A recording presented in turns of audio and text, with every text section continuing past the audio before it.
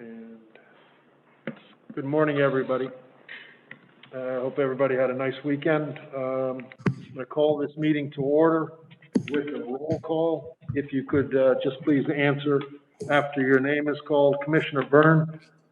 Here. Commissioner Sheffer? Here. Commissioner Gay? Here. Commissioner Caluzzi? Here. Commissioner Schlosser? Present. Commissioner Szymanowski? Here. And obviously I am here. There is just one bit of correspondence here that has to do with old business B, which is a review of the draft ordinance relating to newsstands, and we'll go over that when we get to that section. With that, other than that, I'll just turn it right over to the city manager for her report. Thank you, Mayor. Good morning. The Rehoboth drawbridge, the scheduled sidewalk closures beginning today for the contractor to complete the concrete painting work. One sidewalk will be closed at a time as needed, and the closures will be Monday through Thursday from 6:30 a.m. to 5 p.m. While the sidewalk on one side of the bridge is closed, pedestrians and cyclists will be able to use the other side of the bridge. We recently made the decision to cancel the rest of the summer concert series at the bandstand due to the continuing mandates in place to limit large gatherings and ensure the safety of the public and the performers. So all events scheduled for the remainder of the summer of 2020 have been canceled. And the canal dock construction is ongoing. If anyone has any questions about that, we can answer them. Thank you. That's it? And I see there is a hand up. Lisa, Commissioner Schlosser. Yep. Thanks, Paul. I just wanted to acknowledge that that June is National LGBTQ month. So just wanted to acknowledge that. I know the city put out an acknowledgement, but I just wanted to do that as a member of the Board of Commissioners as well. So thank you. Thank you. With that, we can move right over to the solicitor's report, please. Mayor, I don't have anything new. Nothing new. Okay, we're going to move right into old business. And the first in old business is a further discussion of updated changes to gross floor area ordinance as edited by the city solicitor based on feedback from the commissioners. If you look back in your packet, I believe there was a new version provided by the solicitor on March 17th, and that's pretty much where we were. Obviously, with the COVID situation, the public hearing was dropped as well as our future meetings on that, and we're basically just bringing the subject back up. There had been a lot of different discussion on the subject. And with that, I'm going to turn it to the city solicitor just to give a summary of kind of where we are at this point in time before we open the discussion. Thank you, Mr. Mayor. The one thing I do want to remind the commissioner, you've already done so, is that this ordinance was in a form that was scheduled to go to public hearing. The public hearing was canceled because of the pandemic. So we can go through it. But I think at one point it was at the stage where you were ready to go to public hearing. The significant change to this version, that was the change that we made prior to scheduling the public hearing, is really at line 53, where balconies are specifically excluded from the calculation of gross floor area. So we had a lot of discussion about should we try to define certain terms or not define certain terms, and I think the commissioners came to somewhat of at least a direction you wanted to go to specifically exclude balconies. Down in subsection D at line 79, you'll see that roof decks above a height of 14 feet are also specifically excluded. They're already excluded in the residential district. This makes it clear that they're also excluded in the commercial district. I mean, included in gross floor area. So in the residential district, you can't do a roof deck above 14 feet. In the commercial district, you could do one above 14 feet, but it's included in gross floor area. Are there any specific questions, or would you like me to go through line by line? Why don't we just go, we've got the questions up. Commissioner Gay, you have your hand up. Oh, the solicitor can go first, that's fine. I have some questions and some visuals I wanted to show based on the questions I came up with since reading the March 17th version, but I'm happy to wait. That's fine. I just as well take questions and Might as dive well in. take your questions now. Okay, then I'm going to share the screen. Hold on a minute.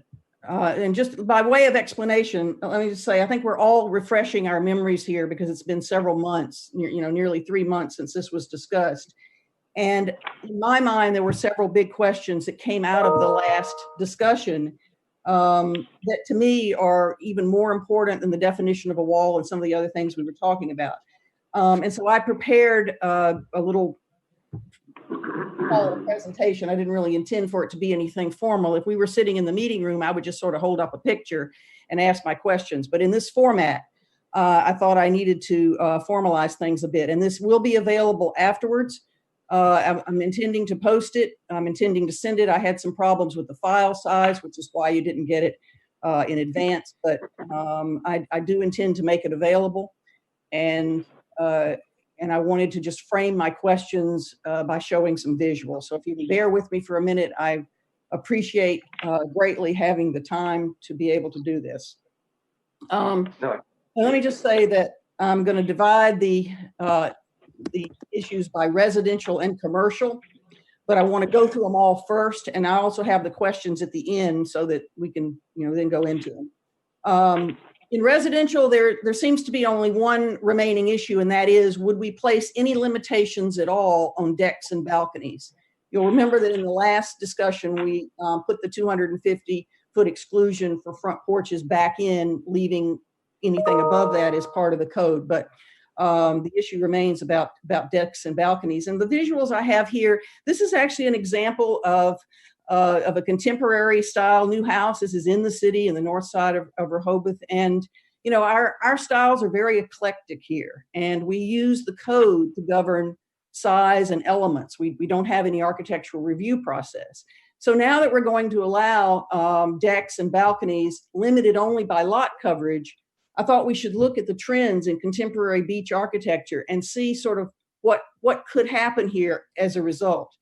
I think when most people see a house balcony, they think of something small like this. And we clearly do have things that look like this in the city. These are not from the city, obviously. But the trends show that many possibilities exist for decks and balconies. And we need to think sort of broadly about what it means. And obviously we wouldn't have 3 floors here, but the second floor deck or balcony rather is certainly an example. Another one that looks much more coastal, again, obviously ours wouldn't go this high, but it shows sort of a double-decker rear deck. And this one is really trendy. And I think, frankly, especially now, it seems like people are focused on outdoor space as a result of the pandemic. And so here's an example of a balcony and a patio and sort of deck space beneath. We talked about this at the last meeting, but lot coverage is our limiting factor. So whatever we allow can only be so big because there are going to be lot coverage limits. But in this case, we are looking at approximately 500 additional square feet left over after a footprint of a full-size house. And hopefully most people would use some of that for their open front porch that they're going to get the exclusion for, but they're only getting 250 exclusion. They still have some room to work with. And if rear decks and balconies become more popular, as I think is happening, then that additional square footage could be used there. So one of the other issues is I'm aware that even the open front porches that we now allow people to install these easy breeze windows. And in our definitions about interior space, we've talked about that within the definition of gross floor area. And I just want to point out that the whole purpose of those windows is to extend living space. So that's a little ambiguous as to whether or not that really becomes living space or not. That's a separate issue from the decks, but I think one of the other big questions is how do we distinguish, how do we define a porch, a deck, and a balcony? And beyond that, we incentivize what we exclude. So we've already purposely, for some years now, incentivized open porches. Are we now incentivizing decks because even more space, equal or more space, could be spent in the rear on a deck? And so by doing that, we're essentially incentivizing those elements. And maybe that's desirable. Again, these are questions. On the commercial side, frankly, this is something that I just became aware of after the last presentation because it was a change made then. So this is a new change, and frankly, it's a big deal. And that is, there are two issues here. Should structures be eliminated from gross floor area? And reviewing what we talked about before, should we and how do we incentivize balconies on hotels? This is the current definition in the code for structures. And as you can see, it includes a lot of elements. And I'm talking commercial here, not residential. But in the last draft, and it's in the current document, I believe, on page 4, line 164, structures have been completely eliminated by the elimination of 2 words, and structures. And this is a big deal because in commercial building, structures are not trivial. There are 2 plans here that were actually submitted to the city. Both are undergoing modification right now. Nevertheless, these kinds of plans are submitted to the city. And you'll see that in both cases, structures were tens of thousands of square feet in additional area. So that's why I bring this up, because this was a change that just happened. And I do understand why that change happened. I think it's because we were talking about eliminating decks and balconies. So maybe it was just easier to strike the whole clause, but I'm raising that concern. With regard to the balconies, we talked about it being, part of the look of old Rehoboth. So I went back and took a look, and what I found really was that the iconic look of Rehoboth, even for hotels, was more porch related than it was balcony related. I mean, this is the old Royalton, which today that front porch is part of the Royal Tree. This is the original Bellhaven, which had a 2-story wraparound porch, but it only had it on 2 floors, and the rest of the building did not have anything. This is a bad image, but it was all I could find of the Carlton Hotel, which has a wing in the back that has a porch, but nothing, on the front. And today, 21st century hotel does not look, in my mind, dissimilar to those historical precedents, but balconies have been added in a few places, not for every room, but you have 2 styles of balconies in this hotel, walled ones and railed ones. And you also have hotels that have a lot more balconies. But again, this is only 2 floors of rooms with balconies. More importantly, for why I think that structures should be counted in gross floor area is you'll see from this example of a room rate that they are a part of the commercial value, that these are 2 rooms, different sizes, one with a balcony. And if you see through on the picture on the right, you'll see that it goes all the way through to the balcony. And this is one of the walled ones. And it really looks like part of the room. And they're charging exactly the same as they would for a room without the balcony. So it is part of the commercial value. But here's the real problem I discovered only recently, and I confirmed this with Dom on Friday last week. And that is, we talk about lot coverage limiting how far we can expand. In the case of hotels specifically, this would not be true for other commercial structures. But in the case of hotels, which is where we talked about wanting to incentivize balconies, if a development is maximizing its floor area for the building, it cannot add balconies because the way the math works, 50% lot coverage, 4 floors, FAR of 2 means that you've reached the maximum just by the building. So excluding balconies from the gross floor area has no practical application unless you change another part of the code, like the lot area or lot coverage or the height. And frankly, I don't think we should do that here today as part of this ordinance. I think any discussion of that would be part of a bigger zoning discussion that I hope that we'll have later. But I just want to point that out, that in talking about wanting hotels to have balconies, the way our code is currently written, even with this ordinance, that would not mathematically be possible. So in summary, my issues for commercial are that I believe the commercial code should be different from residential, putting structures back in, and thinking potentially about, is there any type of structural use or even modest square footage, de minimis square footage that might be excluded from it?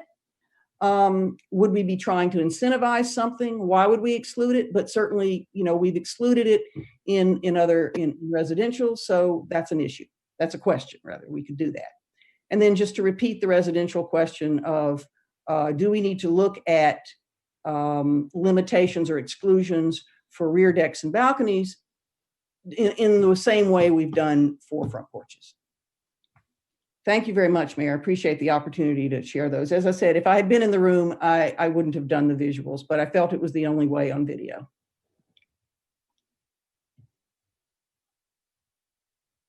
Commissioner Schlosser, you had your hand up? Glenn, hey, Glenn, did you say balconies are excluded or included? I couldn't quite hear you. This new ordinance. I read that they're allowed. That's correct. On commercial properties. I read that they're excluded from GFA. So they are excluded, that's correct, from gross floor area in the commercial. They're excluded from gross floor area. That's right. Balconies are. At line 53, there's a specific exclusion for them. Correct. Okay, I just misheard you. And my second thing is rear decks on residential properties are also excluded from GFA, correct? Yeah. That's correct, right? Okay. Yeah. Right? Yeah.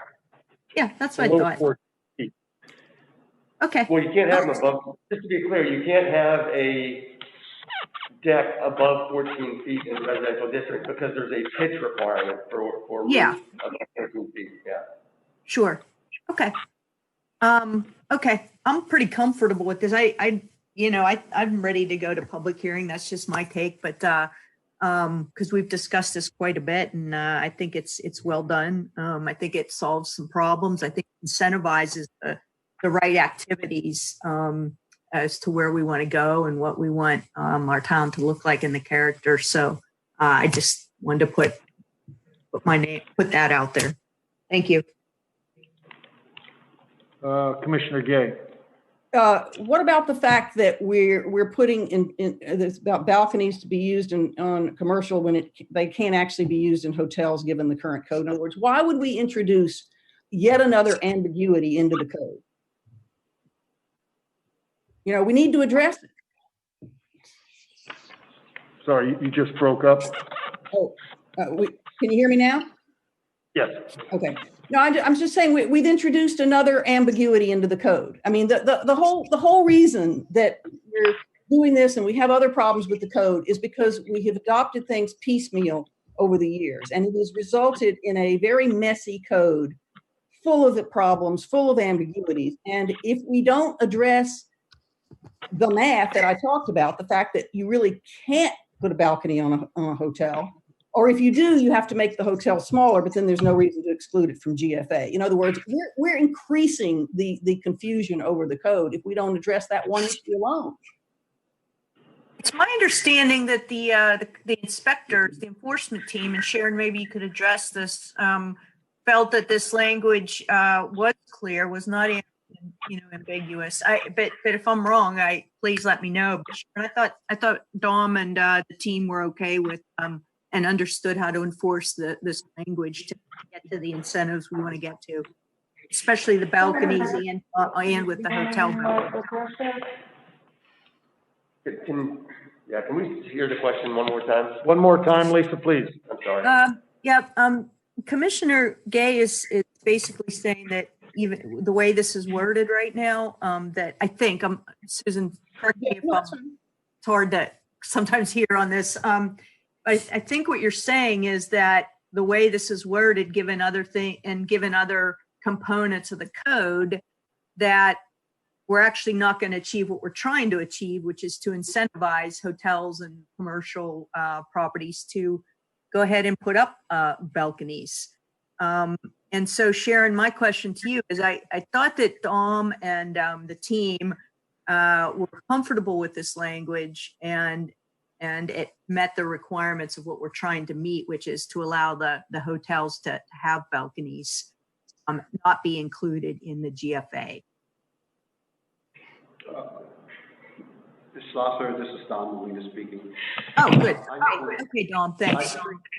I just want to say that if the attempt was to eliminate structures from gross floor area, then the code, then this ordinance will address that. But as Ms. Gay has pointed out, there's other parts of the code that this ordinance does not cover. So it doesn't give an allowance to someone who is building to enlarge their building by having balconies project out of, in this case, let's use the hotel, 50% coverage area. So I don't know if that was the expectation of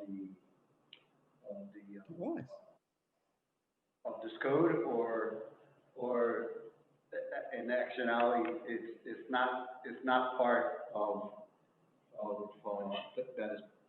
that's being addressed in terms of lot coverage. But you know, like, as I stated before, you could have structures not counted as gross floor area, but then you have to look at other parts of the code, and this is throughout other municipalities, of what is going to be permitted for coverage, which has nothing to do with balconies and things of that nature. Well, Dominic, from what I understand of the question, does this create a extra layer for you or Matt, or any ambiguity that can't be resolved through this? I mean, is the ordinance as drafted confusing or not? Well, it's not confusing. It's not confusing as to telling us don't count these as gross floor area. But again, if anyone wants to come back and say I'm going to build this building, add balconies, and then don't count them at gross floor area. Okay, we're not counting them at gross floor area, but we're going to count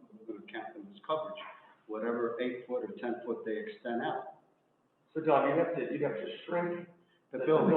You have some balconies that are extended out and make coverage. So it's not a matter of could you interpret a set of plans from a coverage perspective and from a gross floor area perspective, but people should realize that the balconies are not sort of freebies as to all areas of the code, just as to gross floor area. Just as to gross floor area. So is there something where you could put, well, how do we resolve that? I mean, then this isn't solving the problem we're trying to solve, which is to incentivize, to incentivize the balconies. Well, and to clear up that ambiguity about balconies. It's not solving that problem. I have to respect my as a code official and as an employee. I'm sure that the collective wisdom of this commission has to look at what their policy has to be overall. You know, what do you want inside in this community? I could look at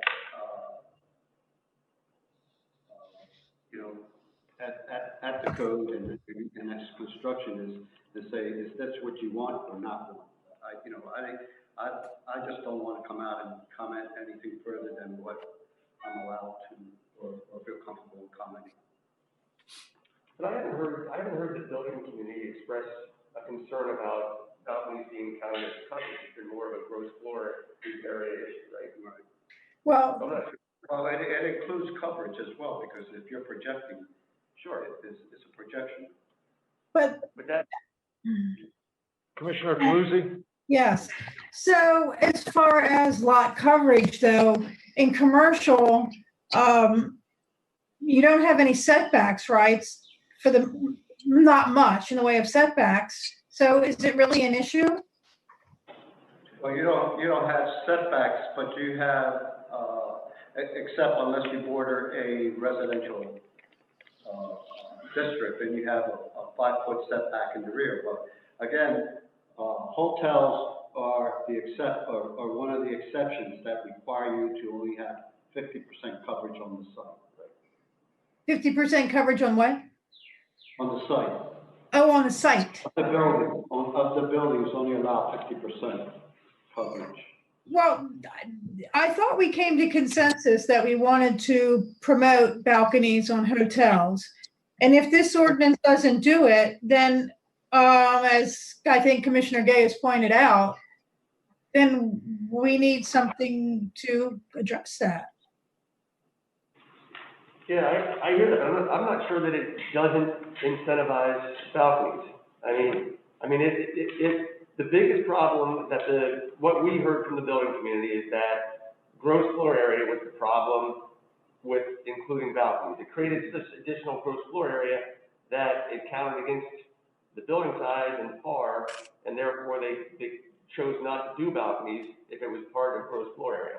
My understanding is that from a coverage perspective, the building community does not take issue with balconies being counted for purposes of lot coverage. I could be wrong about that, but I haven't heard any concern about that expressed. They still have to stay within the 50% of lot coverage with their balcony footprint. So, but what I understand Commissioner Gay to say, then the hotel room becomes smaller, and consequently the builder or the hotel, whoever is building the hotel, may not want to make the room smaller, and so it disincentivizes them from having a balcony. Is that what, Commissioner Gay, am I correct in interpreting? Let me point out something very important about the math here. The limitation I talked about, or the impossibility that I talked about, only applies to a hotel that is 4 floors and 50% lot coverage. Okay, so there is one example, and I don't like to talk about specific cases, so I'm just going to kind of mention this generally. There is one hotel that has gotten a variance to go to 5 floors. So maybe they would be able to do it because then the math would be a little different. But they're the only ones. That's not in our code. They've gotten a variance to go to 5 floors, and that would mean that this code provision is spot zoning for them. And I have a problem with that too. The other thing is it doesn't apply to any other part of commercial code. So a restaurant could build and put a balcony on because they have 100% lot coverage. The limitation and the problem that I'm pointing out is only a factor with hotels with 50% lot coverage that want to use all of their gross floor area for the building and then hope to add to it. And that's my point. I mean, yes, they can add the balconies, but they'd have to make the building smaller to do it because of the other code provisions. And in doing that, they might as well include it in gross floor area because it's meaningless not to. That's kind of where I'm going. You just can't get there from here. John, let me ask you something. Based on the residential, what we have is, we have 250 square feet of a porch being exempt from gross floor area. However, it's part of lot coverage, right? Right. Okay. So using that as an example with a hotel, again, I look at this, and I think I brought this up before, in that we're giving an exemption for a porch for about almost 10% of the square footage allocation. And so, you know, assuming they're building a house of 3,000 square feet, they get 250 for free.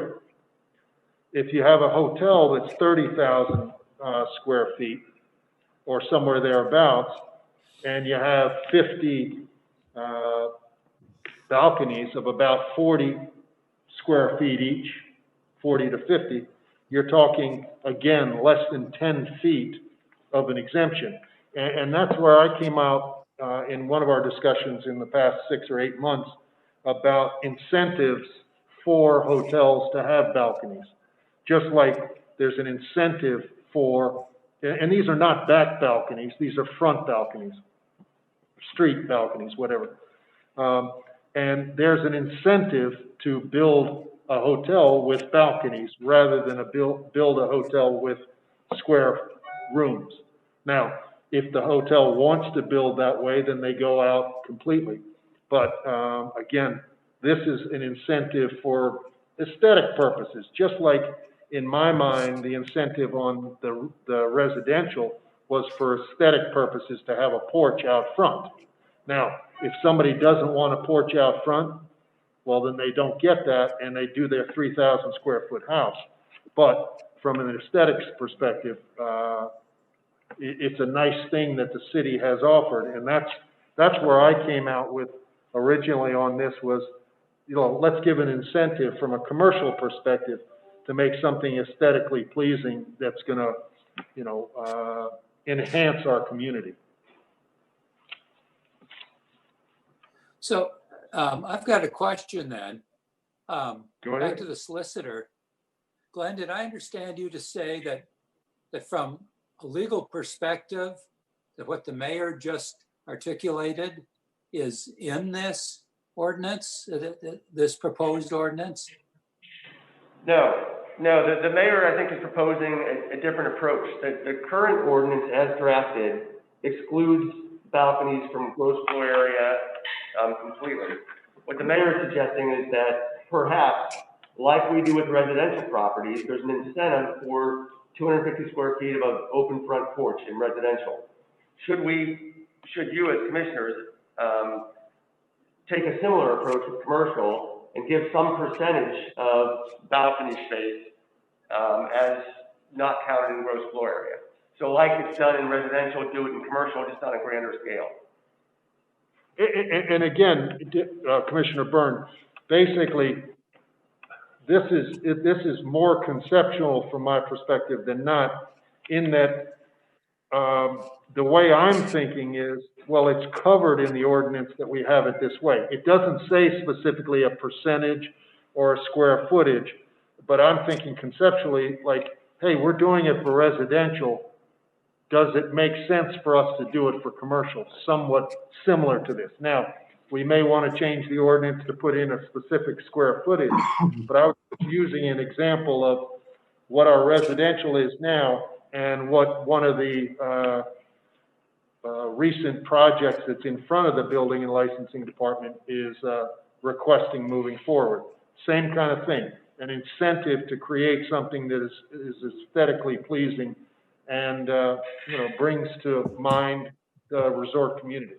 And I guess the other point the mayor made is that just like in residential, I mean, so Commissioner Gay has raised an issue about coverage, and does it really make sense, you know, is it something that's possible to even do in the commercial district other than for a 5-story structure?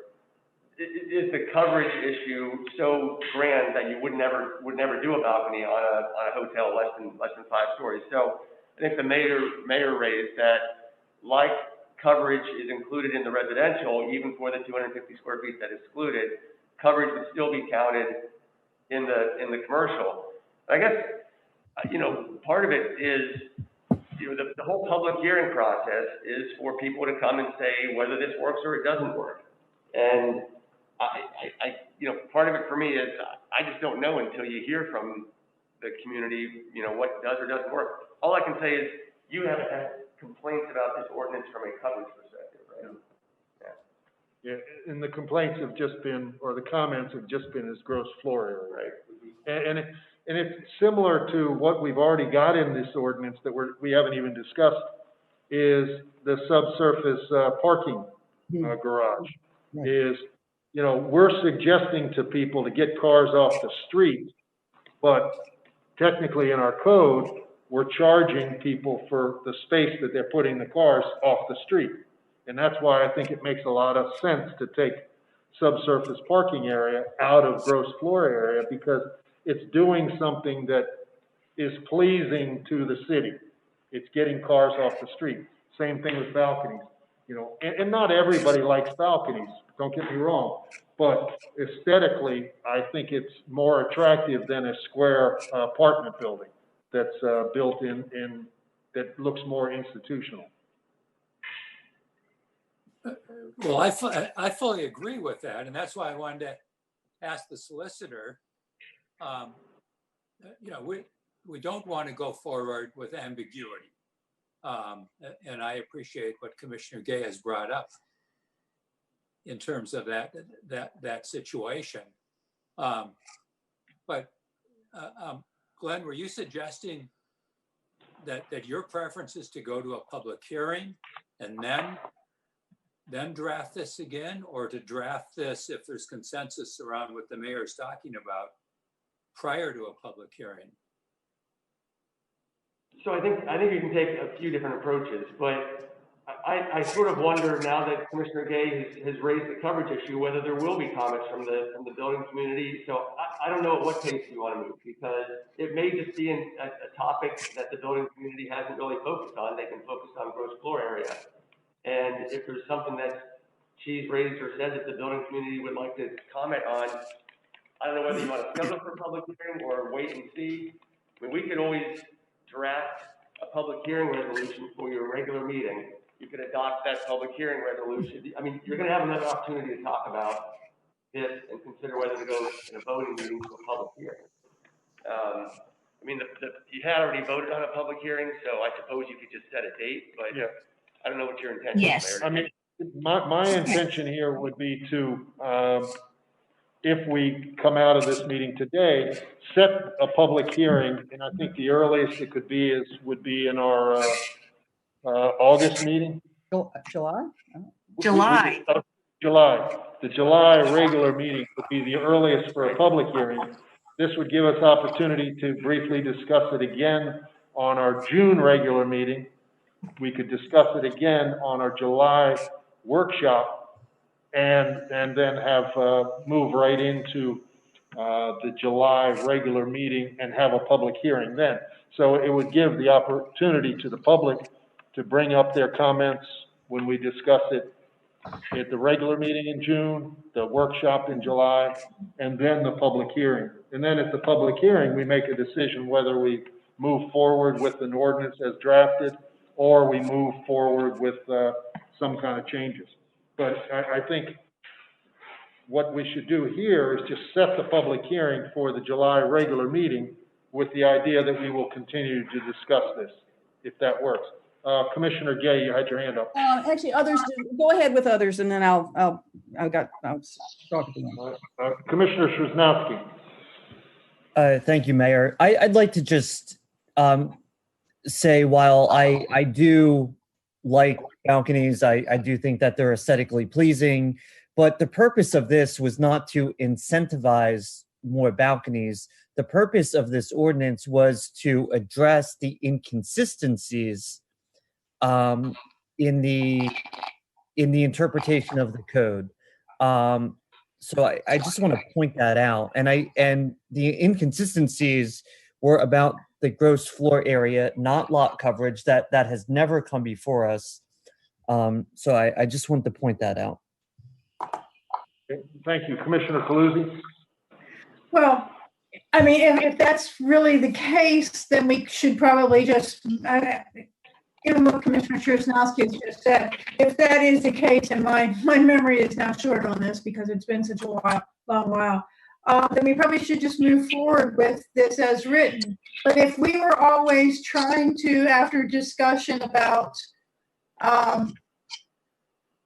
generally commercial, and that we would like to incentivize the idea of having balconies, then maybe we should take a second look at it. But, you know, that's the decision to be made. Or do we just wait for some grand rewrite of the code? I don't think that's coming up anytime soon. And if there are hotels that are going to be built and we're going to end up with not having balconies, then I would be concerned. Commissioner Schwalza. Yes, thank you, Mayor. I want to go back to Commissioner Szymanski and Commissioner Calusi's comments with the original intent of this. Where this all started is there was an inconsistency in application of this code, particularly relative that that basically commercial and residential, even though not distinguished in the code, were being interpreted differently by the code enforcement team. And so the point of this, after the Board of Adjustments basically said, okay, we're just going to use the commercial interpretation now and apply it to residential, basically put pretty much all residential properties with a deck, regardless of where it was, out of compliance with the code. Even though grandfathered in, still out of compliance with the code, whereas they were in compliance because of interpretations in the past. So, if commissioners want to not address the balconies on the commercial side at this point, that's fine, but we have to address the new interpretation of the code that puts all of our decks in this city pretty much out of compliance. So, if nothing else, we need to go forward with that. So I don't think this should be scrapped. If that has to go forward. So that's how we started this whole conversation, I think, if I recall. Yes. Commissioner Gay. Yeah, and I definitely agree that this came about as a result of inconsistencies in interpretation. But the problem is that the code was different for commercial and residential. No, it wasn't. That is not true. Ask Glenn, weigh in there. I just want to make the facts. This does not distinguish, this part of the code did not distinguish between commercial and residential, correct? The word "and structures" was in the commercial part of the code. That is what has been deleted. And say something. So I agree that one of the things that caused a differing interpretation between the residential and the commercial, that the words "and structure" that are now stricken from the ordinance were in a commercial portion of the calculation of floor area ratio. It wasn't in the definition of gross floor area. Correct. It was in the calculation of floor area ratio, and the "and structures" came in. That created some of the confusion. So this ordinance does address that at line 164 by striking "or structures." I'm sorry. And I agree completely that we should deal with the inconsistency that's created in the residential. I completely agree with that. The only reason I brought up about looking at the size of the deck and the balconies is just that since we're talking about this, and since we're specifically focused on including those in the code now that they've been excluded for a short period of time, and making all of the decks that have been built, code compliant, that just as we've looked at front porches and an exclusion, do we want to look at that kind of issue for the decks and balconies as well? Because if we don't, we're incentivizing those over front porches. And I think it's an important distinction that for years we have incentivized front porches because it's part of the look of Rehoboth. But if you incentivize it the other way, the rear decks and balconies, because of this, all I'm saying is we might want to look at that. I totally agree. We should be addressing and fixing the inconsistent interpretation. That is the number one reason we're doing this ordinance. But I will also say that commercial and residential were different, and they should be different.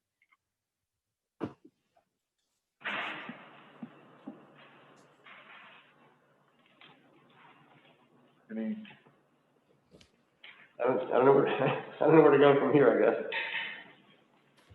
Well, What do we need to do to make balconies on hotels, Glenn? Incentivize the balconies on hotels at this point, but cause the issue that Commissioner Gay brought up where, yes, you can incentivize it through gross exclusion from GFA, but not from lot coverage. Like, is there some wording or intent or something we can put there for the purposes of discussion and feedback at the public hearing?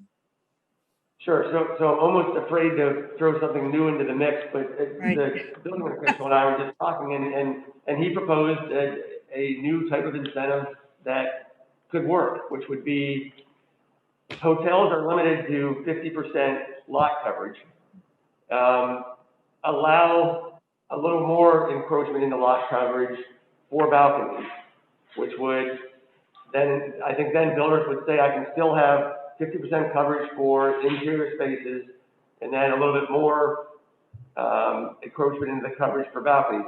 If you want to incentivize balconies, it's one thing that Don suggested. Well, I like that. Yeah, I like I would that. sure like to see that alternative language for our next discussion. Okay. When you change one part of the code, if there's less than 50% lot coverage, then maybe they're not going to have room for the parking spaces that are required. I have to assume that that's the main reason why hotels have 50% lot coverage and other commercial structures have 100%, because they have to provide parking. So then you take away some of that space, and then what? I mean, those provisions, those measurements are in there for a reason. And this is the sort of thing that I think a planner with expertise, and I know Dom is one, needs to be involved in looking at if we're going to go beyond the provisions of this ordinance, or we're going to see the problems and the ambiguities created by the ordinance. The only way to fix it is to look at the code globally. And I personally believe that should be outside the scope of this discussion, because it's a much more major issue. There's no simple fix. The fix is changing the code. And we've been saying that for years. Right. Need to do it, definitely. Any thoughts, Glenn?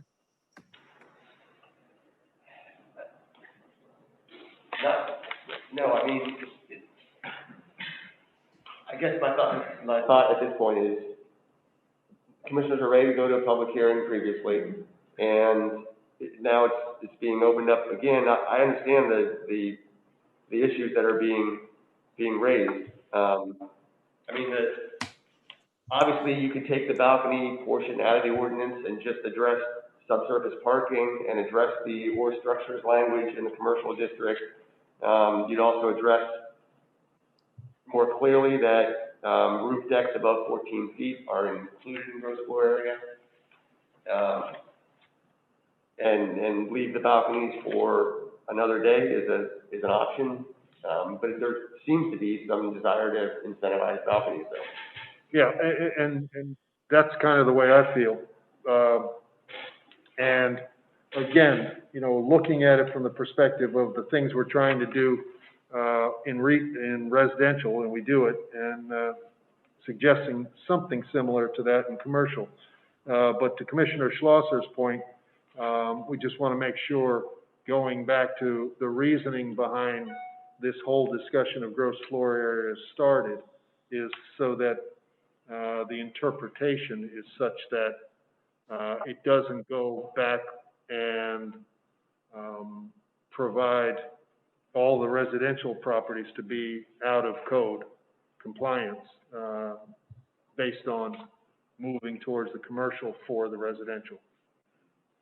So, I mean, I would be fine, it depends on the commissioners, of taking this forward as it's written for a public hearing in July. But it just seems to me that if the way it's proposed now does not work for the building community, the time you're going to hear it is at a public hearing, or I mean, or maybe everybody's asleep on this issue and it's not relevant to the building community, and maybe you'll hear nothing. But and now this, I agree with Commissioner Gay that you can't just haphazardly be piecemealing the code together. For example, the incentive that Don and I just spoke about, and I suggested, clearly we haven't done the math or the numbers on that yet, but I do see a zoning code as, it is a little bit of a puzzle, and every time a designer sits down to try and build a hotel that's code compliant, they have to look at every piece of it. Can I do a balcony? Does it hurt my parking? If I can't make my parking with the balcony, I can't do a balcony. So I don't think the purpose of a zoning code is to design a hotel. It's to design parameters that the commissioners have some level of comfort with, and see if the building community can provide a product within those parameters. Well, maybe we should just go forward with it as it is to make sure we are addressing the issue that we initially had, and that will clear things up for the Dom's people and Dom. And if the balconies, that whole situation or the idea of it comes up during the public hearing, then we'll address it then. And maybe we'll get some good ideas from the building community, as you said, on how to address this the right way or not address it right now. Right. I'd like to hear from the public at this point, I guess is the line. Is What about the whole issue of structures in the commercial code and the fact that they are tens of thousands of square feet additional? Is do we not care about putting that back in? So that issue that's being raised by Commissioner Gay is, there was a provision under gross floor area that used to say, this is at line 164. In all commercial districts, the floor area ratio for all buildings or structures shall not exceed 2.0. So it used to, under that language, the way the commercial side of the building licensing plan review went was that other outdoor structures were included in the FAR calculation. Under this language, you would not include those other outdoor structures in FAR, similar to the residential, where you don't include outdoor unenclosed structures in FAR. So Commissioner Gay is raising, should those be included or not? So what areas would those be? Like fenced-in pool decks, for example? Those will count as coverage. But as the floor area ratio. The floor area ratio is going to be like if you get your pergolas and gazebos out there, questioning, whether because of their height. Sheds, except we count them in the commercial, and with some limitation we count them in commercial unless they have 100% coverage. But I think this conversation is not so much germane to all commercial districts. It's germane particularly to hotels and how we're going to apply this code to hotels. But it is for all commercial, right? I mean, I realize we're talking about hotels, but the provisions is for all commercial. It's all for commercial. So you could have a commercial building that would get 100% lot coverage and have, decks and other structures that would increase the size of the building 20,000 square feet.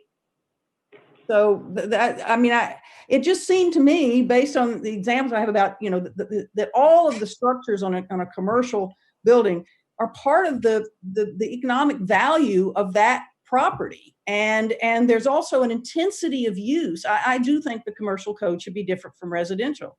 My understanding is that the building code's very different. I think it's been explained to me that, the building code book for commercial is like this big and residential is like this big. So there's many provisions to think about when you think about the commercial use of something and the intensity of use, the density, all of the elements brought about, and to exclude tens of thousands potentially of actual, and these were actual applications. I didn't make this up. I just think we ought to address that. Commissioner Sheffer, you had your hand up. Yeah, maybe I'm not smart enough to figure this out, but we're kind of just returning the same set of comments. I'm all in favor of moving forward to get some input from the people who are going to be most affected by this. And the only other comment I'd make is that, when we decided to remove structures from the list of things that would be included in the FAR, we purposely talked about how that would not provide any relief on lot coverage. And so, that's a decision that, whoever's trying to have something built on whatever size lot has to take into consideration that there's a differentiation between what's included in the FAR calculation and what's included in lot coverage. And so I think we still conflate the two. Thank you. Well, with that, is there a consensus among the group to move forward? We'll schedule this, Ann, and this is for you, for old business on the June regular meeting. And at the June regular meeting, we can vote on a resolution drawn up by the solicitor for a July public hearing. And then we can put this on for the July workshop for further discussion, and then have the public involvement in the public hearing in July. Does that seem to be the path forward? Yes. I would say so. I agree. Yes.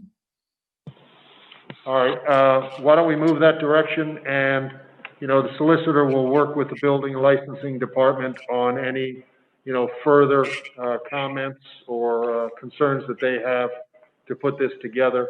And hopefully we'll have something to further discuss in the regular meeting when we set the public hearing.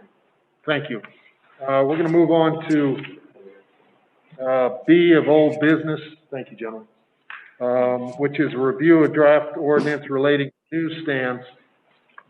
And before we actually go into this, I know there's an ordinance that the city solicitor has worked on with the code enforcement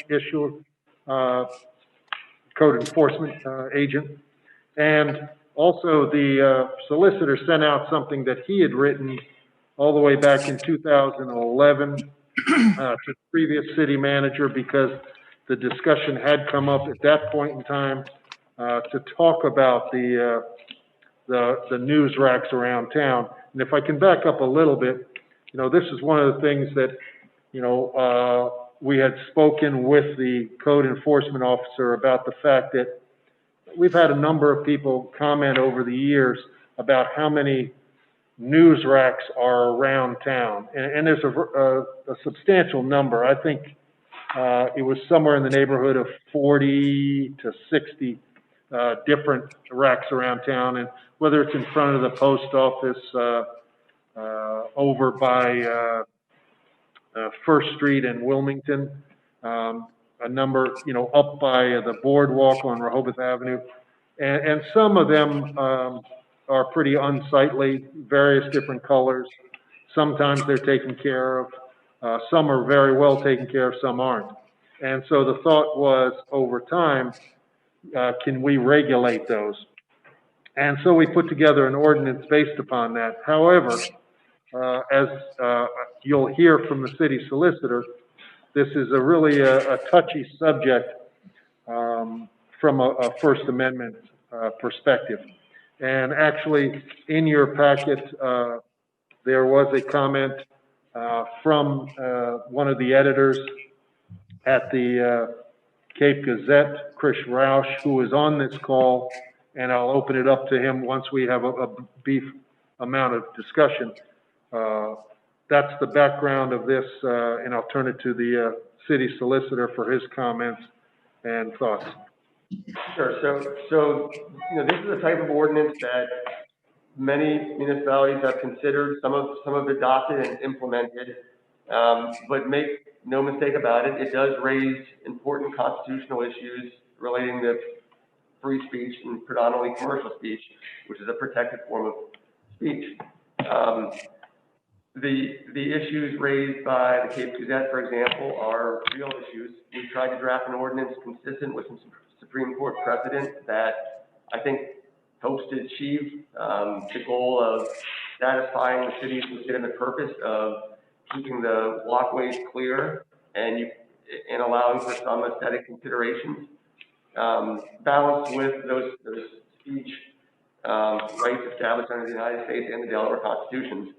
So I think what I would propose, though, is because these are sensitive ordinances and there is a speech right, I would prefer to, you know, have an opportunity to maybe speak with Cape Gazette about the ordinance and any other, you know, print media that wants to discuss it, about maybe a way that we can come together that satisfies their needs of being able to distribute publications throughout the city, and our needs of, you know, trying to ensure a maintained passageway that you know, establishes some form of character in the city. So unless it's really pressing and you need to move forward with it right away, and I don't think Dennis Jennings just said he has to move forward with it right away, but he'd like to see us address it. But if there's not a need to go forward right now, I would just as well, you know, put together an opportunity for discussion with the Cape Cadet and any other print media before bringing it back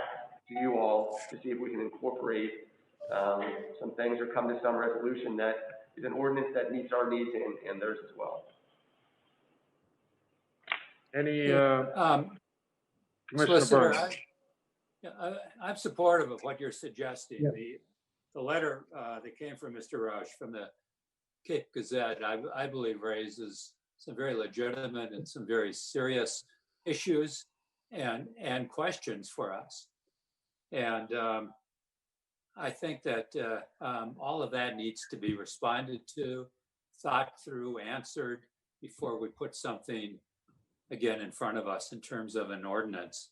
I do have a couple of additional comments, if I can do that. One is the letter that you shared with us from 2011, and thank you for doing that, because that's also very, very helpful. And I suspect that much of what is in that is still timely and pertinent today. Toward the end of that, just prior to the conclusion. Just to be clear, it's a confidential memorandum, and I prefer the contents of it not be discussed. You know, Okay, if there's a general question you have without revealing what's in that memorandum, I'm happy to answer it. But I prefer that we don't talk specifically about what's said in the memo. Okay, that's fine. I can communicate with you, or we can have that discussion offline. Happy to do that if that helps. okay. Yeah, and I apologize for not mentioning that it was a confidential memorandum that went to the commissioners, but Yeah. not Well, I do have a public. kind of a generic question, whether it's there or somewhere else, but perhaps there'll be a better time to deal with that.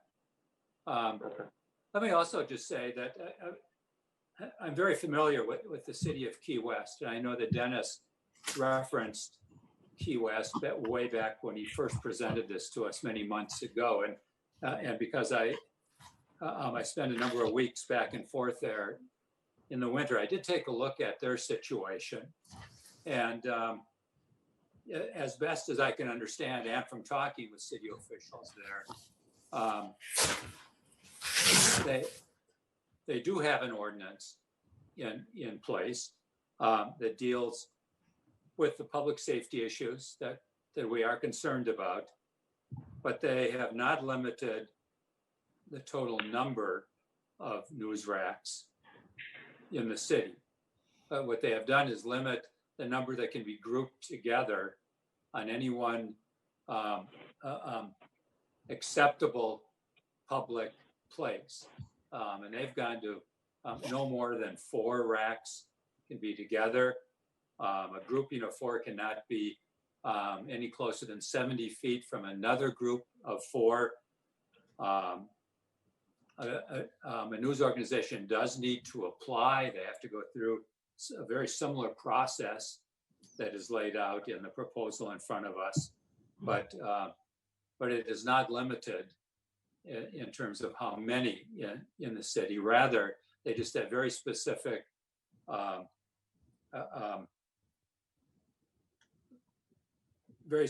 standards about, you know, what needs to be included in where they can be. In other words, so many feet from a curb,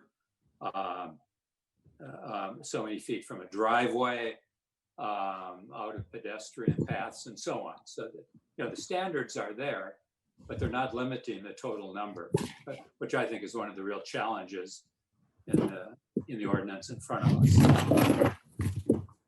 Thank you, Commissioner Byrne. Commissioner Coluzzi. Yes, I think what the city solicitor has suggested, in working with the Cape Gazette and perhaps other news organizations and trying to come up with something that might meet our needs, we might need to have a subcommittee or something to work with the city solicitor to make sure what we're looking for is there, although I think he has a good idea from past history. So I think that, and I appreciate Commissioner Byrne, you brought up some really interesting points from what they're doing in Key West, which would be, somewhat applicable to us, given that they're sort of, they're a beach town as well. And I'm sure the city solicitor would take a look at that. But I think right now it makes sense for us to turn this back to the city solicitor and have him work with the Cape Gazette and then come back to us again later. So yeah, that's and far as the path forward, I think that is the path forward. All right, thank you. And again, we do have Chris Roush from the Cape Gazette on here. I'm going to ask Chris to speak up with any comments that he may have, and then the solicitor will be contacting somebody at Cape Gazette. Chris, if you're on here, if you could give us your comments, please. Thank you, Mayor Coons. Can you all hear me okay? Yes. Yes, sir. Well, thank you. I had a prepared statement here which ran through many of the highlighted points in the letter, but with what you all just said, I don't think I need to sit there and reread all those. It basically ended with, we wanted to offer our support and find a way to work through this with the city. So we appreciate your thoughtful approach. We'd be happy to meet with you all. We have engaged all of our associates at the Press Association. They have provided us with some suggestions and some things that have worked in other jurisdictions. So we'd be happy to bring those to the table. We agree there can be improvements made, and we just want to be part of that. The way it's written now is a little vague and just leaves way too much room for subjective enforcement in our view. So we'd like to bring those suggestions to the table, be part of the process, and thank you all for taking the time to listen and working with us. Thank you very much, Chris, and we will be in touch. I'll be in touch, guys. Yep, thanks. Thank you very much. With that, we're going to move on to new business, and this should be pretty simple, I guess, but just so everyone knows, we do have our regular meeting. We've already scheduled a regular meeting for the 19th of June at 10 a.m., and we agreed on that, I believe, at our last regular meeting that we had at 10 a.m. as well. And so this brought to the attention of should we reconsider the timing of our regular meetings going forward past the June regular meeting to 10 a.m. on Fridays versus 3 p.m. on Fridays. We did move it from 7 p.m. on Fridays to 3 p.m. on Fridays, and moving it to 10 a.m. Obviously makes it a little bit earlier, but it causes a little bit less stress on the staff because sometimes the 3 p.m. meetings tend to go past 4:30, 5 o'clock. So that is the suggestion for the discussion, would be to formally change the times of our meetings to 10 a.m. on Fridays, the third Friday of each month, versus where we have it right now at 3 p.m. And I'll just open it up to discussion. Commissioner Szymanowski. Thank you, Mayor. I'd like to, obviously the meetings were later on a Friday evening, I think, so that part-time residents could get here on Fridays. We pushed it back to 3 o'clock, which is fine, and I'm fine with 10 o'clock. I just don't want to make a decision on changing the time until we hear from the public that listens in on the meetings or that would want to come in person. So I would just ask that we put it on the agenda for another meeting before making a decision to hear from the public. Well, it would definitely be on, it would be, my suggestion would be definitely to be on the, regular meeting, which is at 10 a.m. on Friday the 19th for further discussion. And we'll put that out agenda-wise, and, maybe we'll get something up on the website that we're changing. We're thinking about that, changing the meeting times, and ask for any type of, indications from the public, with the idea that if we don't get a lot of public input by the next meeting, we take it to the next meeting after that. But it would be, my hope would be also to get the public input. And one of the things that I think leads to that relative to where we have been, whether it's at 7 o'clock or 3 o'clock, is the fact that we've had over the last year or so, with the live streaming, more and more people attending our meetings via live stream. And I think, you know, one of the thoughts when we originally made it 7 p.m. was so that people could attend it in person. And I think less people are attending our meetings in person, and many more are attending our meetings via the live stream.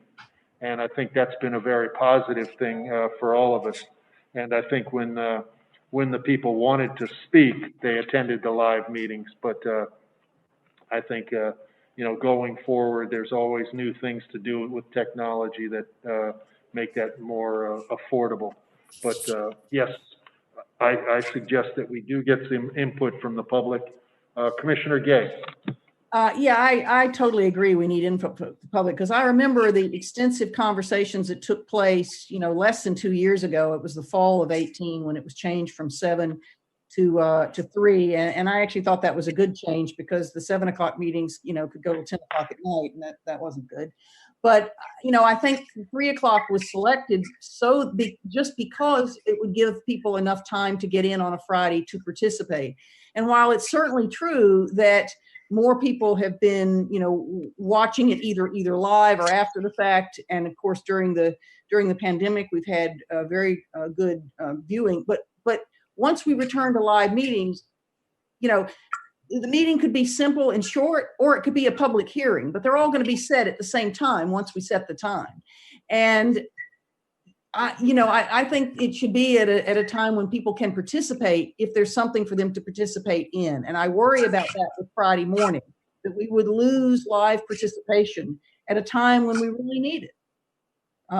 So, I mean, but I'm also sensitive to the staff time. I don't know whether 2 o'clock works or whatever, but I think we have to find the right balance between when is convenient for our public to participate, as well as other considerations. Okay, thank you. Anybody else on that subject? Otherwise, Ann, if we can just schedule under old business further discussion at our June 19th meeting for this, please. So will there be some sort of a press release or something posted that we're considering changing the meeting time? We'd like to hear from the public. Yeah, I'll work with the communications director and the city manager on something that we can send out. Okay. Any further comments on that subject? If not, we're going to move right into citizen comments, and I'll open it up to Carol Everhart, please.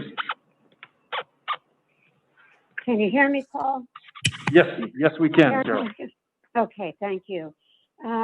I just want to make one more statement about the calls and concerns that are coming in regarding the barriers.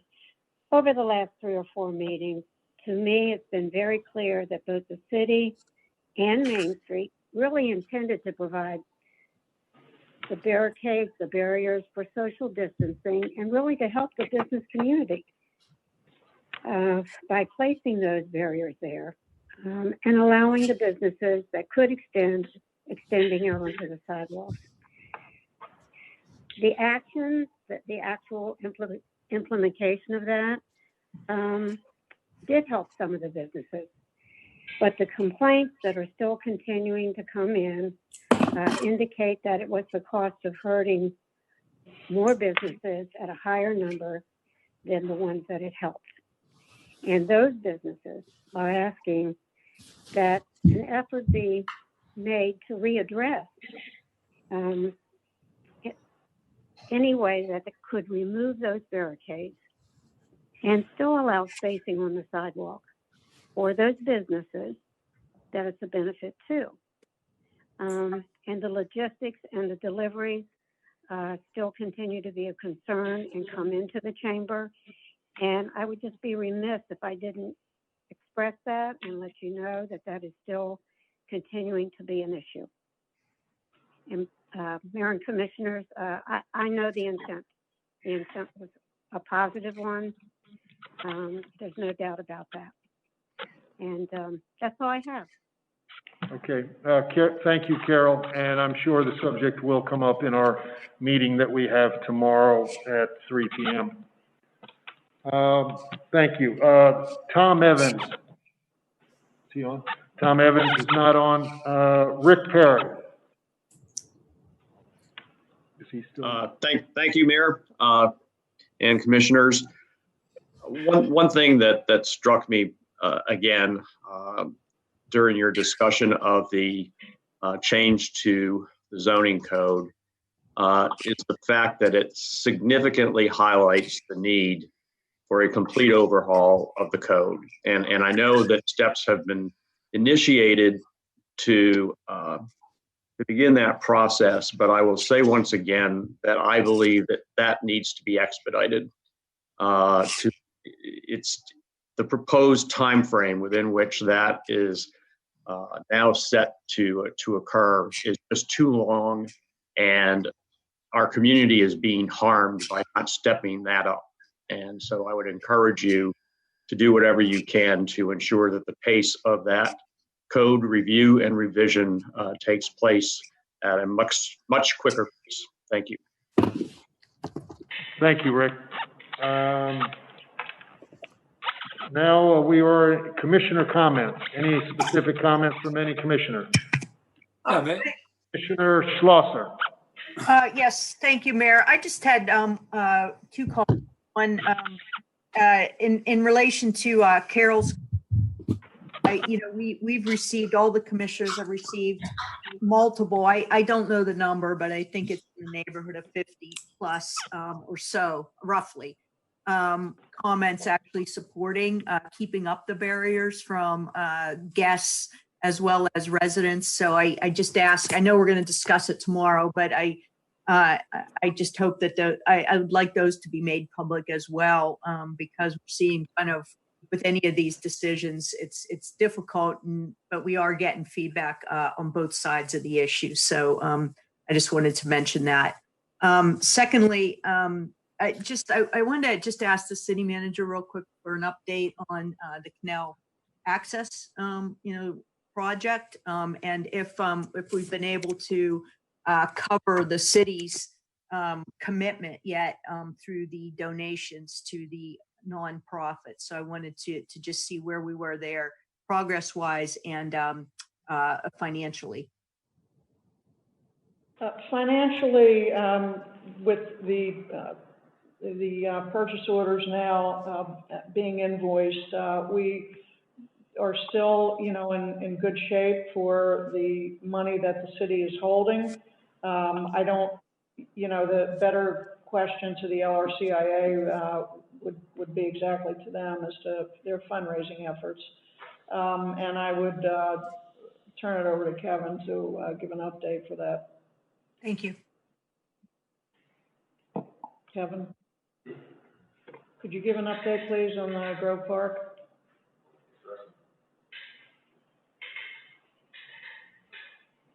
And Sharon, but while he's getting there, can I just ask, I'd asked for this to be on the agenda and you had said we could do that at the next meeting, right?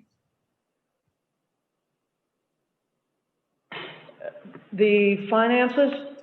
Both the MOU, which we have, but one that to be made public for discussion of that and for the finances. Yeah, I had asked for that and I wanted it for today, but it wasn't on the agenda and you said we could add it for the next time. So since it's not on the agenda today, I don't mind getting an update, but since it's not on the agenda today, I just wanted to look at everything together and you said we could do that at the regular meeting. I'm okay doing that. Sharon, I'm fine doing that at the regular meeting. I'm actually holding the city kind of accountable now for coordinating with the LRCIA and making sure that that funding's available. So I'd prefer to wait as well if we can get a better answer on the finances until the next. That's better. Yeah. Yep. All That's right, fine. Ann, could you go ahead and put that on the next agenda for the June 19th meeting, a discussion of the canal access project? Commissioner Byrne. Yes, thank you, Mayor. Some good news and some fun news. Rehoboth in Bloom is alive and well this spring and early summer. Rehoboth in Bloom is led by a wonderful volunteer leader, Cindy Lovett, with support from Rehoboth Main Street. 52 planters now exist with gorgeous blooming flowers in the first beach block of Wilmington, Rehoboth, and Baltimore Avenues. That's 20 more planters than last year. So this is the second season of Rehoboth in Bloom. Over 30 volunteers are working to maintain these planters each week. And suffice it to say that the entire program, it runs with volunteers and totally on private donations from individuals and businesses. So as you're wandering the beach blocks on our business blocks, please take a look at the 52 planters. Each one is sponsored by a business and maintained by a group of volunteers that show up a couple of times a week to water and weed and take care of them. So, thank you, Rehoboth in Bloom, and thank you, Main Street. Thank you, Commissioner Byrne. Commissioner Paluzzi. Yes, I'd like to add, Commissioner Byrne, that in fact, Rehoboth in Bloom, with donations from the Woodfeed Farmers Market, is also beautifying that area. The area, not a planter, but as you walk into Grove Park, they're doing a really nice job in maintaining that. So I'd like to, again, to mention that. My comment is really to what Rick Perry mentioned. And I guess this is a question to the city manager. Where are we with being able to move forward with a rewrite? So I have a discussion scheduled for this week with the consultant on the project, and we'll be advising you further on that. Okay, so you'll be able to give us some sort of time frame maybe at the next meeting? Yes. Excellent, thank you. Good question. Any other comments, commissioners? If not, obviously our next meeting is tomorrow at 3 p.m. To further discuss COVID-19 and the path forward for the city and reopening, continuous reopening. Then our next meeting would be on Friday, June 19th at 10 a.m. And then the next meeting's in July on the 6th at 9 a.m. at the moment. And on the 17th, at the moment is 3 p.m. We can further discuss that at our next meeting. Mayor, yes. Do you have any update on when you or the city manager think we will start meeting in person rather than these Zoom sessions? Can we give the public any update on that? I would suggest that it comes from the governor. I would think that, he has pointed to phase 2 being the 15th. I think any future public meetings, probably with limitations, would not happen until at least phase 3, which if he's the 15th of June on phase 2 and things are going his way, probably July 1st will come into play for phase 3. But I'm sure as he moves forward over the next couple of weeks, he'll have ideas on what public meetings will be and what type of limitations there will be on those. I would imagine 6 feet may still be in effect. Mask wearing may still be in effect in public meetings. Sizes may be limited as far as indoors are concerned, but that's yet to be seen. But I'm sure we'll have something within the next couple of weeks. Thank you. If there's nothing else, this meeting is adjourned. Thank you very much. Thank you. Thank you.